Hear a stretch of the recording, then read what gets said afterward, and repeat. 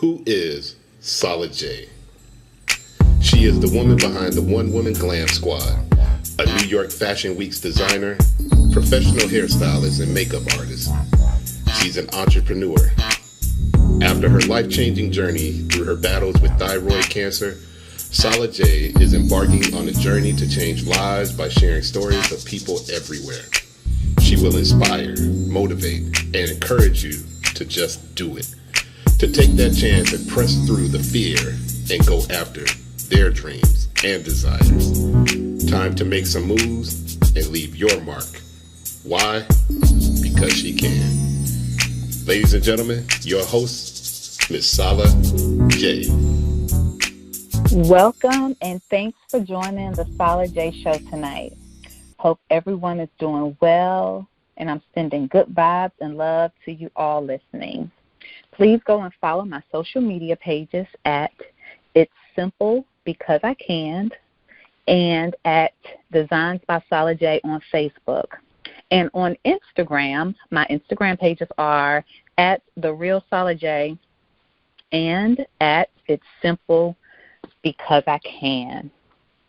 Tonight, I'm super excited about my guest tonight. She is amazing. I fell in love with her when we first met and had our conversation. She's just amazing, just a jewel. Her name is Daines L Reed. She is wildly an optimistic lover of words. She resides in a small town just outside of Charlotte, North Carolina, with her husband, daughters, and a pair of miniature schnauzers. She is an avid reader, a lifelong learner, and an emerging storyteller. By trade, Daines L Reed is a registered dental hygienist. By birth, she is a writer, an observer of people, and a lover of words. She cannot live without books and cannot go a single day without asking, what if? Through her debut novel, Trust, Daines has exposed a cultural issue that needs to be addressed. She hopes this novel will provide the spark for dialogue that can push individuals to take a more active interest in the legacies they leave for their children. The forthcoming novels in the Trust series will entertain, enlighten readers as they explore the personal stories of the core characters, providing an intimate glimpse of the issues that impact their lives. I would like for you all to receive and welcome my beautiful friend, Daines. Welcome, Daines. Hey, girl. Thank you. How are you doing? Thanks for tonight? having me. I'm great. I'm excited to talk to you. Yes, I'm excited to talk about these books. I'm always so, in awe when I know people that have written books. It just seems to be such a big, big thing. And so when people have books and, they're like on Amazon and you can go to the bookstore, and I'm like, you actually got a book in the bookstore and on Amazon. I'm always just so I think that's just so incredible to me. So we're going to get on into this and let's talk about your book, Trust, and Good Morning, Beautiful. Let's do it. Tell us about it. Yes, tell us about it. Oh, okay. Well, Trust is the first novel in the series. Okay. It introduces all the characters. I guarantee you will read about a character in this book and you're going to think it's you. I guarantee you're going to find a character that you feel like you know. They're so relatable, but they all have their issues. They're a group of work friends who don't have anyone else to lean on but each other. Okay. And so I took this opportunity to take these friends and all their circumstances to bring them together. They're sick of it. They're sick of how things are going. They know they have to do something different, and they only have each other to lean on to make that happen. So this first book in the series is their journey, and this just tells you how it all began. Okay. And then each book that follows will explore the core characters' lives because, you know, a lot of times the issues that you have, like in your friend group, you might all have similar issues, like money issues or relationships or the kids, but how you arrive to that point is different and unique for each one of you, and it is significant. So what I decided to do was take each subsequent book in this series and explore those circumstances, how, at least to give you an idea of how the character arrived at this place, or in some of these books, it's going to tell you what happens next. Okay. So tell me this, when did you come up with the idea that, like, I'm going to write a book, and how was that process to start this whole journey of becoming an author? Okay, so we're all friends here, right? I could just tell you the truth, right? Yeah. It's just us talking, right? Yes, it's just me and you. Okay, just me and you and the whole internet. Okay. Right. I really don't remember. I really had this idea. A lot of little things happened that kind of like came together. I had this idea for a book. I had never written a book before, but I write a lot. I just never had written a book, but I felt like I could. So I sat down and started just writing what was on my mind. I was working as a dental hygienist at the time. Okay. I would literally think about my writing while I was working on patients, and it would be such a strong feeling. I would have to tell my patient, wait right here, I'll be right back, because I just ran in the break room and like wrote a chapter real quick. They never knew. It was just a very strong, I was compelled to write. So and it's like it hits you fast, so when the idea is in your mind, you have to get it out. So that's really how this thing got started. I probably was not a very good employee while I was writing this book, because I had to take a lot of breaks and run to the back and write it down before I forgot. And so then I got to a point where I needed to finish it, just like for personal goals, because and you might know this too as a creative person. Sometimes you have a lot of ideas and like, you know, it feels urgent today, and by like next week, Wednesday, you kind of like let it fall off. You don't finish. It's gone, yeah. So I just decided to see what would happen if I forced myself to finish it. And that was a challenge for me, because writing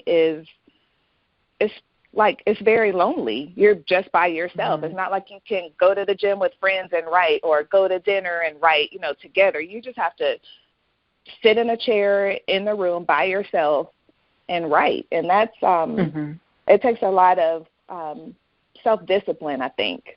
So I learned that in the process, but I really was determined to actually finish something that I started. So that's how this came about. It probably took a year.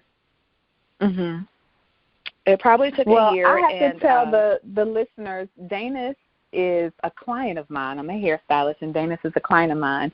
So I remember when you started talking about writing the book, and, you know, and then you pressed through to do it, and I was just so in awe, and I'm so proud of you.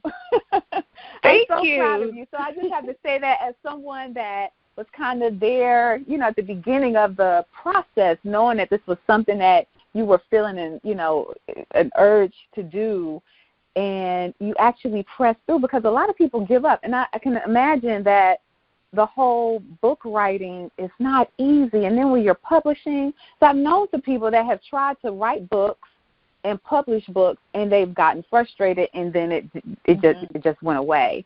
So to know that you have this beautiful book, complete in, you know, book signings at the bookstore, and, you know, you can order it. Like, I just think that is pretty amazing. I just have to just put that in there and let you know I'm proud of you. I think it's awesome. Thank you. Thank you. I was wondering if you remembered all those days I came into your salon with my laptop and all the times I would, like, zone out because I was thinking of something so hard, and then it would hit me, and I would have to write it down real fast. But, yeah, you saw this book be born, and it got finished. And like I said, it's tough to do. The first draft of this first novel was like, I want to say it was about 43,000 words. So, oh wow! If you can imagine a typical novel, like a Terry McMillan, is like 80 to 90,000 words or more. So after I gave this all I had and thought it was finished, it was about 43,000, and I sent it to my mom, and she was like, "This is good." She's like, "This is a pretty good outline," and I'm like, "Wait, no, I put my whole heart like, this is done."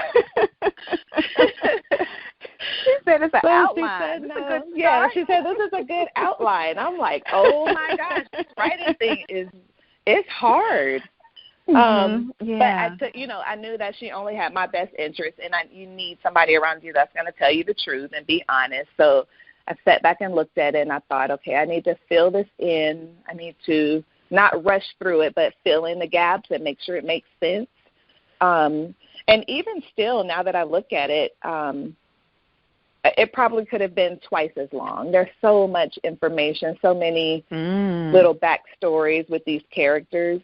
And that's why I decided to break out into sequels that will tell each character's story.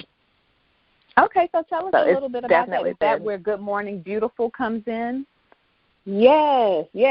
So like I said, in the first book, there's a lot of characters, but the core characters you get to know very well. And one of those characters is Cynthia. She has the man problems.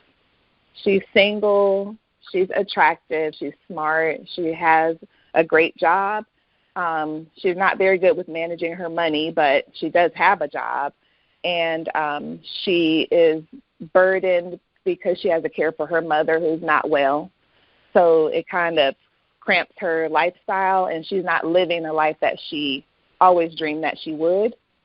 So I liked writing her story because this is a woman that a lot of us can identify with. Like, you look at her and you say, well, she has it all together. Where's her man? Like, why doesn't she have a man?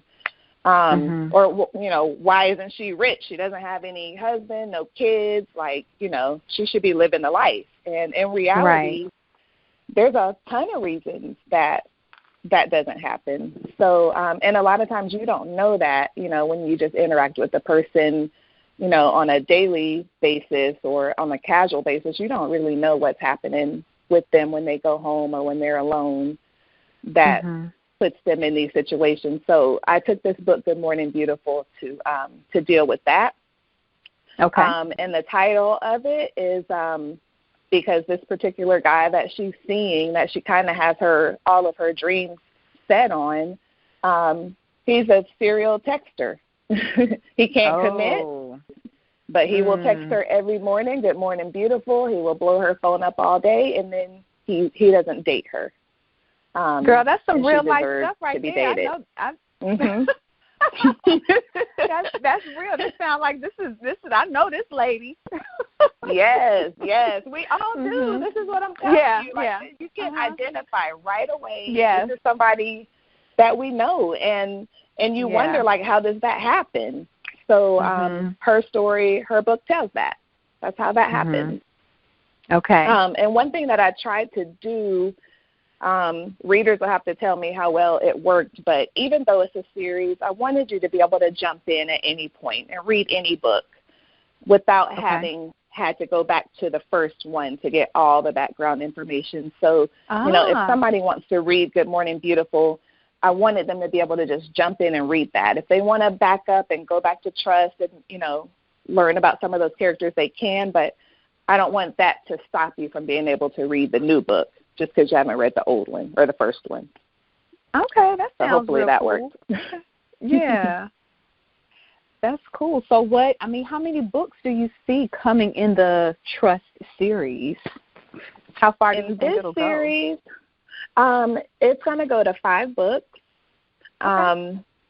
I've told Cynthia's story. Julene is her best friend, and her story is going to be told. Irene is Ruth's best friend. Ruth is the main character in Trust.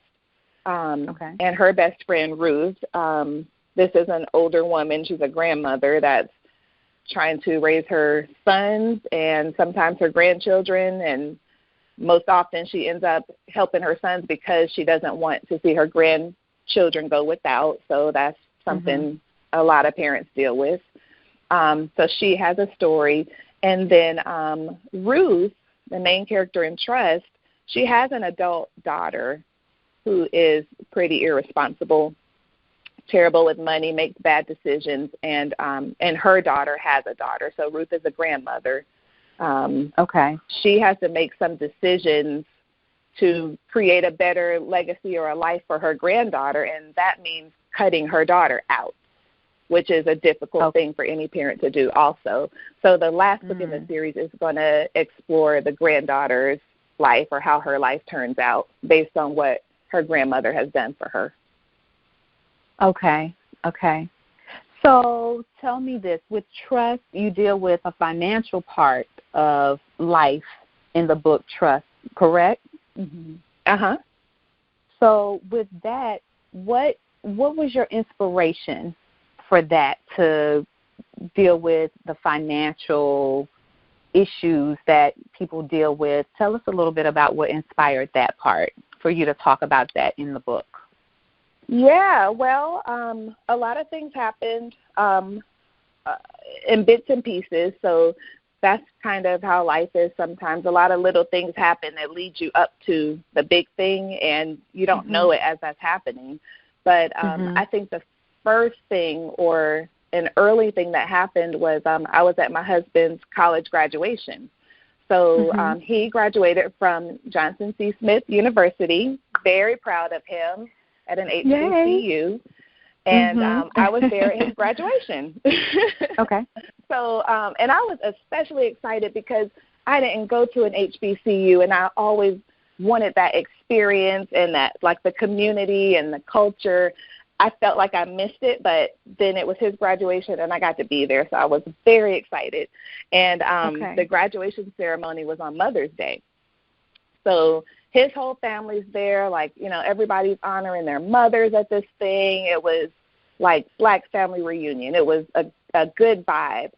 And the commencement speaker was Chris Gardner, who he's the guy who the movie The Pursuit of Happiness was based on. So it's the real-life story of the guy from The Pursuit of Happiness. So excitement, because that's like a celebrity. Yes. But when he got up to speak, it was the most sobering and depressing commencement speech I've ever heard. It was sad. Wow. He really stood up and told the graduates, like, you better celebrate today, because tomorrow morning when you get up, you have work to do. You have to figure out how to be financially independent. Nobody's going to give you anything in this world. He said the days of, graduating from college and getting a job and working that job for 30 years, and then you get your pension and your retirement and, everything is great. He said those days are over. These companies don't care about you. They will replace you. You have to. Yeah, it was really harsh. Wow. And it was, he used some curse words. And all the mothers were looking at each other like, it is Sunday. It's Mother's Day. And he just had no filter. Yeah, no filter on this guy. So it left you, like, uncomfortable on this day that, families are supposed to be celebrating. But his message wasn't lost on me, because I just kept thinking, he's right. He's right. He is right. Like, yeah, my grandfather and some of my uncles worked at a tobacco factory in Durham, North Carolina years ago, like in the 60s and 70s, retired from there. They have really good pension packages and retirement plans, and that doesn't exist anymore. We'll be lucky if we get Social Security. Right. So those kind of little things kind of stay in the back of my mind for a while, that we had to look at things differently and not expect to depend on our employers to, you know, make us comfortable in our retirement or for our kids. So that was one issue. And another issue was my son went to college, and he was around a lot of mainly Caucasian friends who came from wealthy families. And, you know, when we sent him off to college, of course, we were like, you know, we'll help you. You have to get some scholarships. You need to keep your grades up, and you're going to have to work. Like, you know, you have to pay some of these things yourself. And he is sitting in class with kids that have Camaros and houses and jobs lined up for them when they graduate, and they don't even have to try. You know, everything is already in place for them. They have trust funds and college savings accounts. And, you know, I remember him coming to us on Thanksgiving saying, this is not normal. This is not normal. We were like, yes, it is normal. We all struggle. That's what we do. And he's like, no, it's not normal. He's like, out in the world, people are not struggling like that. You know, these families have things in place. And, you know, the reality is sometimes we have to struggle. So it is what it is. You have to work hard to build character. But it did make me think, what would it be like if we set our kids up differently to succeed? Not for us to succeed today, but like, what if we did something different so that our children and our grandchildren could walk a different path? So all those things came together. That's what made me think of this story. But I looked at a lot of like self-help books or inspirational books. They're kind of dry, kind of boring. Not boring, but, you know, they're not like juicy fiction or romance novels that you can like get together with girlfriends and talk about. They're kind of like, okay, do A, B, C, and D, you know, repeat, and you'll find success. So I just thought, what would it be like if I gave those books to the ladies in this novel, and they read those books and implemented the things that the books talked about in a way that would be a little bit more comfortable for us to talk about amongst each other. Okay. So that's why I decided to bring those into the book instead of just, you know, throwing a bunch of self-help stories out into the world. What if we just like put it into a fictional scenario and just see what would happen if people actually tried something different? Right. I think that's smart, because we are definitely living in a time where, you know, it's important for us to get our finances in order and be smart about our money. So I think that's a really cool idea how you incorporated this into your book. I think that's pretty incredible, because that's where I am right now in my life, you know, trying to get my finances together and trying to educate my children on the importance of that. So to bring attention to that while somebody, I'm just going to get this book and just read because I love reading, and then you drop a little seed, you know, into their spirit and get their attention, because it is important. Like, this is a urgent, like, we need to really be paying attention to our finances, because we don't know about if Social Security is going to be in play. You know, like, we got to make sure we got our finances in order. And if we can set our children up, you know, financially, so that they can win, and then we teach them, and then they set their children up. I think that's a great thing. Yeah. I think that's a great thing. That's what the culture. Can you tell exactly. So tell us your social media. What is your social media info, Daines? Let's give the listeners that information. Yes, get in touch with me. It's booksbydaines.com and Instagram, Twitter, and Facebook. So books by Daines, that's Daines. And And I'm on everything. I'm even on LinkedIn. You can find me. Awesome. Awesome. And I will say, maybe it's just because I'm a new writer, but I'm so excited to hear from people that have read the books and answer questions and talk more about it. So if anybody does reach out, I will get right back to you. I'm so excited. Even like if there's a book club that decides to read this book, either one of these books, and then wants me to show up, I will come drink wine with y'all, and we can talk about these books. Well, tell them where they can go books and by purchase the Daines. books. Y'all got to go and purchase this book. Where can they go and purchase the book? The book's available on Amazon in print or as an ebook. You can also buy it on my website. That's fine. If you purchase it from my website, it'll be an autographed copy or a signed copy. I'll be doing some book signings and some book festivals, mainly around North Carolina, but I'm kind of excited to travel to some other cities and states this year too. So I'll always post those events on social media just in case anybody wants to come out and meet in person. But definitely Amazon for your Kindle or in paperback is available. Awesome. Well, we are going to take a quick commercial break, and we're going to come back. Daines, when we come back, can you read us an excerpt from your book, Trust? Oh, yes, absolutely. All right. Okay, y'all, we're going to take a quick break, and we'll be right back.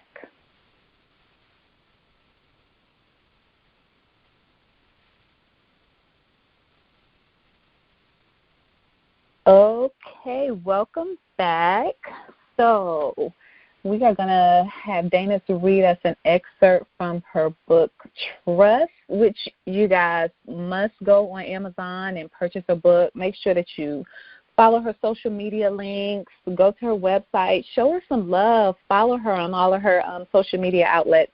And, and if you can't remember, like if you're listening to this live or if you are listening to it later, you can also, if you can't remember, if you're driving and you can't remember the details of what she said, you can always go to the Sala J Show on artistfirst.com's website. Find my show, the Sala J Show, and there will be a whole bio of Daines' information, and all of her links will be right there that you can just click, and it will take you right to her page. So don't freak out if you're like, oh, my gosh, I'm driving, and I wasn't able to jot that down.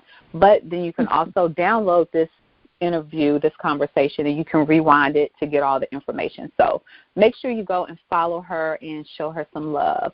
But we're going to let Daines give us a little excerpt from her book, Trust. All right. Yes. Okay. I'm excited. Here we go. I was trying so hard to find a good excerpt that wouldn't give everything away, but just give you a feel for how the story goes. So here we go.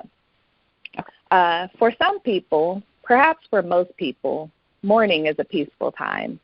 It is a precious moment that signals the day's first deep breath and sometimes forces the body to stretch out and release itself from the contorted positions of slumber, or to roll over and snuggle deeper into the covers before the eyes open to greet the new day. It is the instant when the nose begins to recognize the smell of fresh coffee in the air, when the brain is trying to remember if today is a Monday or a Saturday, or when the feet are timidly searching under the covers to reconnect with last night's bedmate. For Ruth, there was no peaceful dawning of a new day. She hadn't experienced that in a long time. For Ruth, there was only the frenetic pounding of her heart inside her chest, a ruckus that began the instant her mind awakened. Without fail, she awoke feeling wild and frenzied, her heart banging around like a wasp caught in a glass jar, flailing itself against the top, bottom, and sides contained against its will. Her limbs tingled with adrenaline, and her mind raced to take control of her body as though there was a chance that someone else might get to it first. Each time she awoke, an incredible pressure pulsed through her body and raced up her neck as though it could burst out of her ears, and she found herself torn between the urges to faint or vomit. Today, in the milliseconds before her eyes flew open, she had already performed a self-assessment. Where am I? Am I okay? In the space of that fast and slow moment, she became aware that she had slept in an awkward position and would likely have to deal with a crook in her neck all day. Her fingers found the thick wooden handle of the hammer underneath her pillow, and her elbow was smashed into the thin pages of her Bible. Years ago, Ruth had adopted the habit of sleeping with the Bible tucked under her pillow, though she often discovered that it had migrated into the tangle of her bed sheets by morning. She remembered she had locked and barricaded her bedroom door, and she recalled she had packed her gym bag before she laid down for sleep last night. After the assessment, she lay there on her back and thanked God for granting her the mercy of another day. She couldn't help but laugh at herself for the irony of her own thoughts. She was thankful for the new day, yet she didn't actually want to open her eyes because she knew she'd have to get up and face it. Covers off, feet on the floor, she was moving towards the bathroom. Her body seemed to move by the sheer force of habit. Shower, brush teeth, wash face, push the soft afro back with a headband, pull on scrubs and clogs and lanyard, refill pockets with yesterday's loose change, a crumpled receipt, a Post-it note, an ink pen, and a cherry chapstick. Then unplug the phone from the charger and slide it into the cargo pocket on the side of the scrub pants. Hand on the bedroom doorknob, and deep breath. He better not mess with me this morning. Not today, Lord. Okay, that's all I give you. Oh, boy. Gotta read the rest. That sounds exciting because now I'm like, well, why was the door barricaded? What is going on outside that door? It sounds like it's some serious situations on the other side of that door. That's exciting. Oh, and wow. You should have peace at home. Of all places, you should be able to go home and have peace, but she doesn't have peace at home. She has the door barricaded. No, she doesn't have peace. Oh, listen, y'all, we got to get this book. We got to read this book and find out what's going on. Wow. And well, you know what you Daines? find? Go ahead. Go ahead. No, I was just going to say something that I did with this story that is somewhat based on real life is your work friends, if you're fortunate, like I was years ago, they become like your family. You know, you see them every day. When I was writing this book in a dental office, I had worked there for 8 years. And so the girls that I worked with, that's Cece, Serena, Vicky, and Joanne, we were family. You know that thing they say, like, friends are the family that you choose? They were, we all became like family. So together we went through some weddings, some children being born, homes being purchased, car accidents, health problems. I mean, we cried together at work so many times, and then we laughed together at work so many times. So when you have that type of relationship, it's at work and it's not, you know, your family that you see or talk to every day, but you can kind of like trust this circle of friends to be there for you, and you can be there for them, and you know each other. That made it possible. You know, it makes it possible for you to keep going when things are hard. So in this story, that's kind of what happens with these friends, too. For as much stress as Ruth has at home, she's actually relieved when she gets to go to work because she gets to leave all that mess behind. And she has her home girls at work.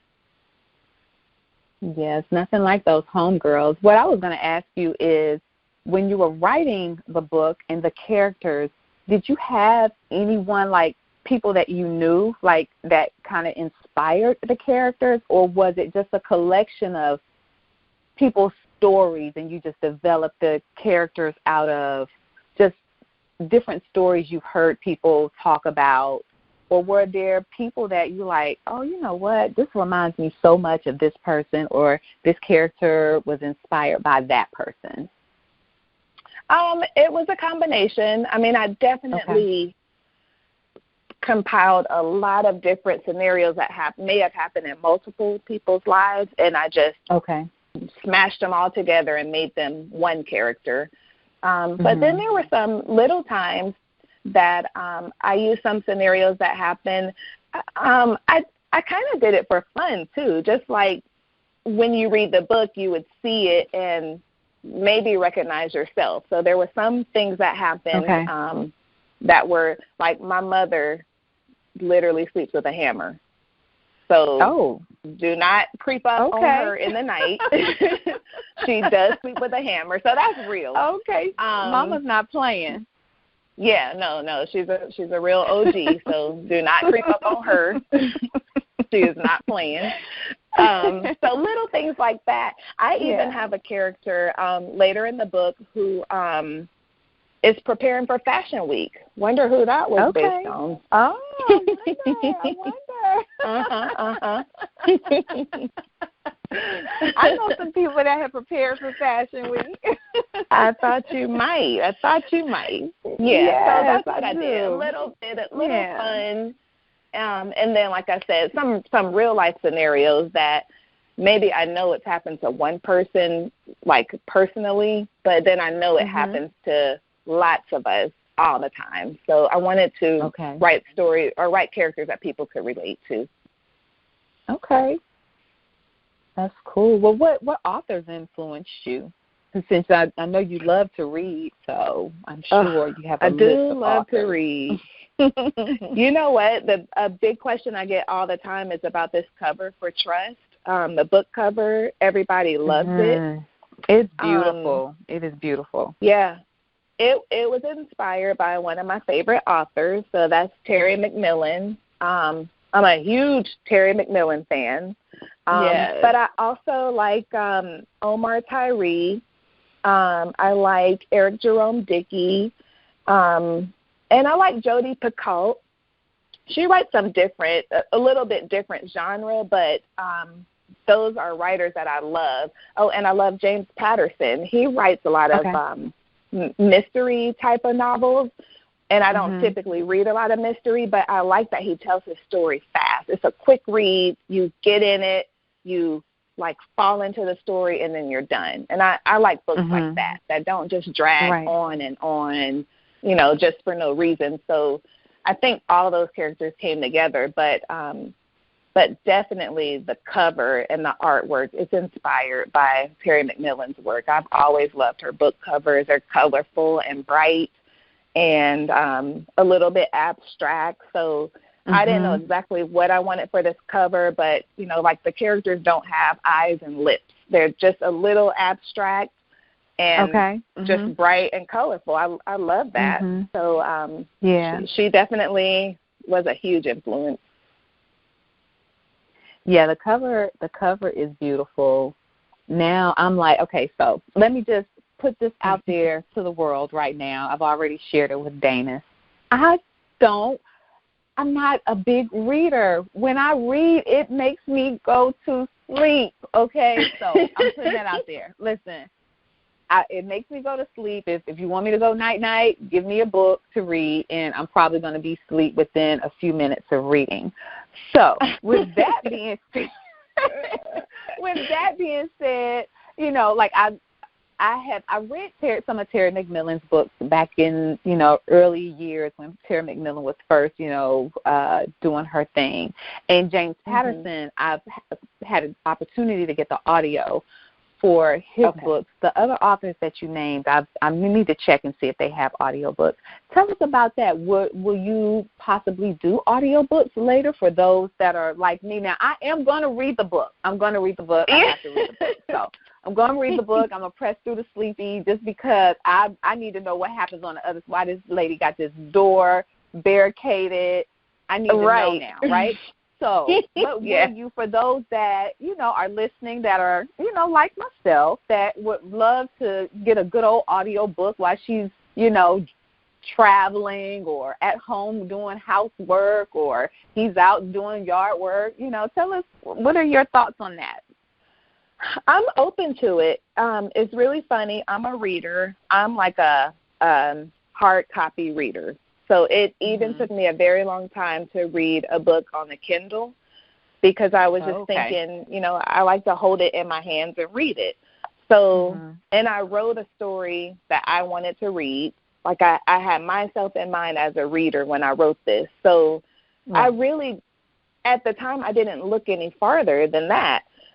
Even the cover of the book, you know how they say you can't judge a book by its cover? I really believe that. Like, I just want a good story. So the original cover for this book was, I think it just had like some dollar bills on it. It was really bland. And I gave it to my good friend Frankie just to read it for me before it was even published. And she called me and she's like, I like the story. The story's good. She's like, but you got to do something about that cover. It's terrible. So I was like, I never look at the cover. I was only writing from my perspective, and I don't look at the cover. But the more I started studying, the more I found out that a lot of people are really drawn to books by the cover. It has to get their attention first, and then they might pick it up and open it. So that opened my eyes to that aspect. And then a lot of people like Kindles or ebooks versus a paperback. And I had to expand my vision a little bit to include that. And then right after you and I talked, and I found out how you felt about the audiobook versus a paperback, it just never occurred to me. I just assumed everybody reads in the way that I do. So now that I know it, I'm open to having some audiobooks. I'm excited about it because, you know, at the end of the day, however you get the story, I just want you to get the story. Get the story. And you don't have to get it the way I do. Yeah, so I'm definitely open to it, 100%. That's cool.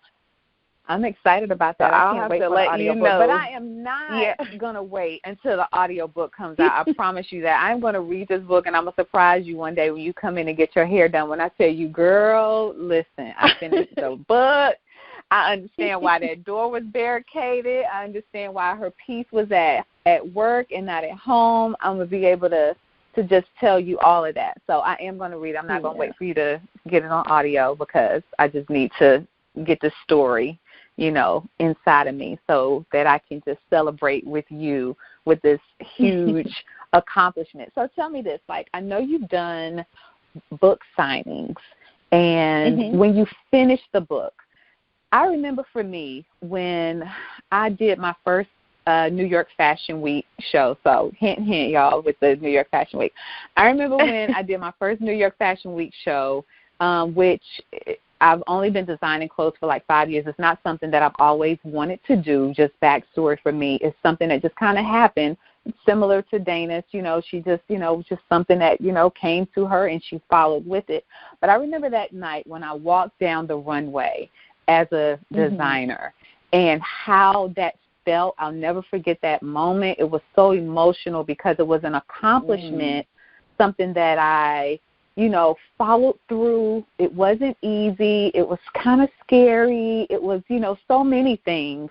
But to finish it and just be at the end of that runway, tell me, how did it feel once you completed your book and now you're at a bookstore doing book signings? I'm sure you've probably gone to book signings because you are a reader. So now you're the one, you know, on the other end. How did that feel? Wow. You know what, Sala? I have to thank you because I don't think I've taken much time to appreciate the moment. Like, I never thought about that until you said it just now, which that's important. You know, you're supposed to celebrate each milestone, and it's a blessing. But I think I was just so, like, laser focused on the next thing, you know, the next thing, because it's exciting. It's like you're building momentum. So when I finished the first book and I did that first book signing at Barnes & Noble, it just felt like step one again. It didn't feel like that was the final outcome. It just felt like, okay, step one. I'm in Barnes & Noble. I'm doing these signings. I can't wait until I have 4 books to do signings for. I can't wait until – I never even had a book launch party. I didn't.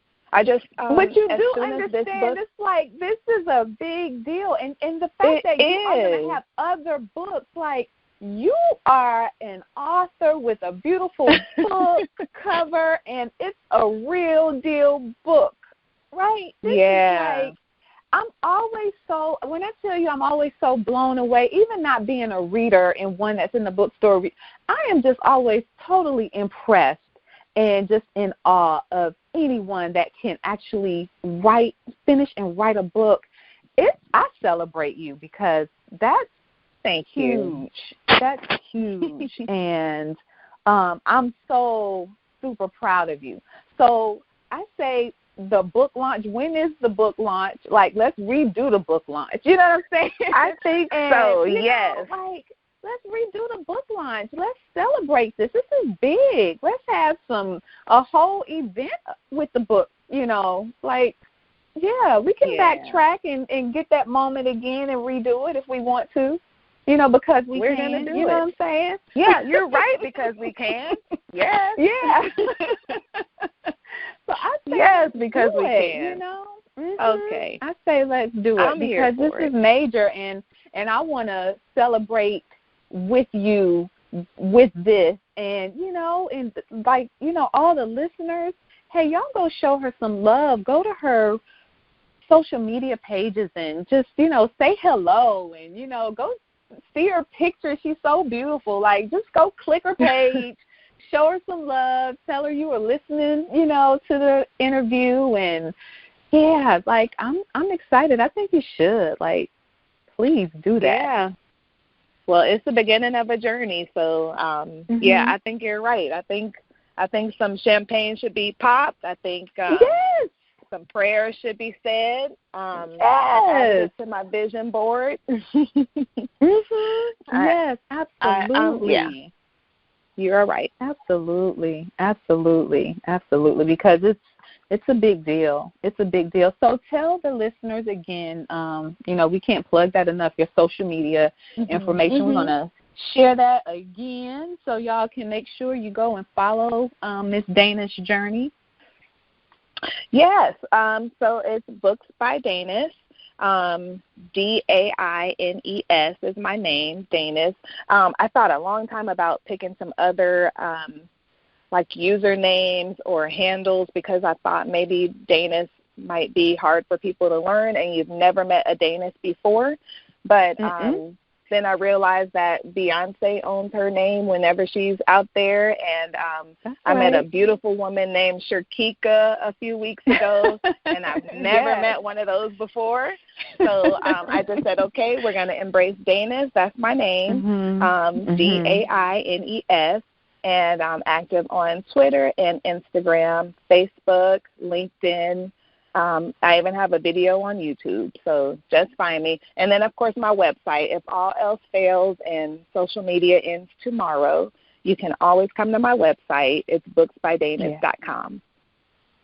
Yes, that's awesome. So, okay, this is kind of like, you know, off to the side. This is just me with my creative brain just going.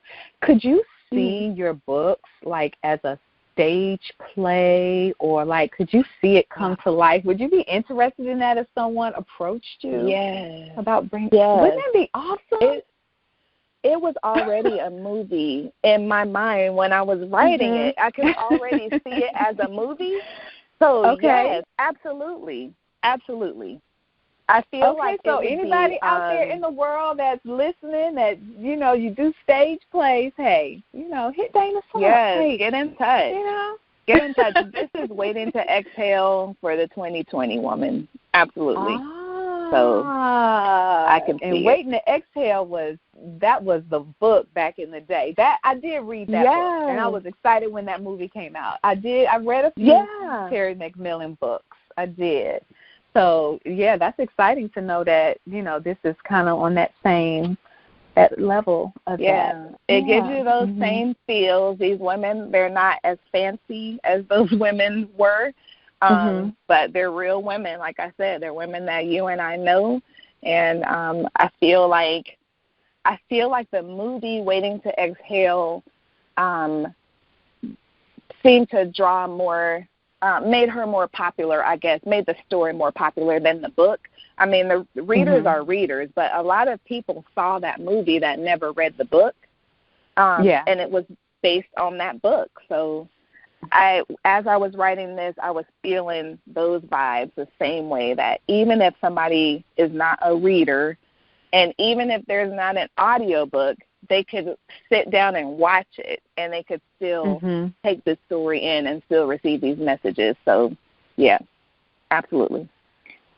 Awesome, awesome. Well, we're coming to the end. We have a few more minutes left. And, Daines, do you have any last words to share? Like, what's next for Daines outside of the Trust series? Like, what has this done for you, this writing these books? What has this done for you? How has it changed you, or has it changed you? It has. It has made me a lot more interested and confident about telling stories. And, everybody has a story. So even as I've been writing, I've met a lot of people who tell me that they have a story, that they want to tell. Or I'll meet somebody and they'll say, girl, my life could be a book. Like, you have no idea what I've been through. And it's very liberating to be able to tell your story and speak your truth, and just get it out, good, bad, whatever. So I'm kind of interested in getting to a place where I can help other people tell their stories, people that may feel like they have a story, but they don't know how to write a book, or they don't see themselves as an author. I'm feeling drawn towards helping get those stories out. Yeah. I think that would be a good idea, because as you were saying that, as you were, just talking about that, I was thinking, what if you helped others? Because, like and not that I want to write a book, but just, people are always like, Sala, you should, write a book, like the things that you've gone through in your life. I wouldn't even know where to start. Like I'm so clueless. I wouldn't even know where to start. So to have someone that is knowledgeable and has gone through the process to be able to educate you on how to do it, I think that would be a great idea. Yeah, I'm excited for it, because like I said, a lot of us have stories. A lot of people will, never tell their story, or, tell their secrets, or they'll feel embarrassed. But a lot of people find that it's cathartic to tell it, to just get it all out. And then, you never know how your story could impact someone else. So, now that I've had the opportunity to learn how to bring a book to life, I would be so glad to help somebody else do that. Well, maybe I may be talking to you about possibly doing something for myself. Yes. Well, you should. That doesn't like to read you a have book. a story. Yeah. Well, like I said, no matter how you get the story in, as long as you get it in. Right. Well, that's most Thank important. you so much for being on the show tonight. I'm so excited. I love you so much. I celebrate you.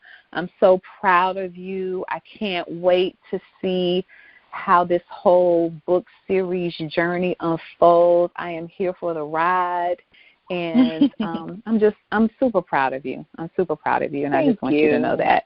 So thank you for being that means a lot. my guest tonight. Yes. And listen, I mean it. Thank you. So, everyone, I appreciate you. Y'all go show Daines some love. Please go show her some love. And this is going to wrap up tonight's show. Thank you so much for joining the conversation tonight with Daines and I. And I'll meet you right here every second Wednesday at 9 p.m. Why? Because I can. Sending so much love and peace to you.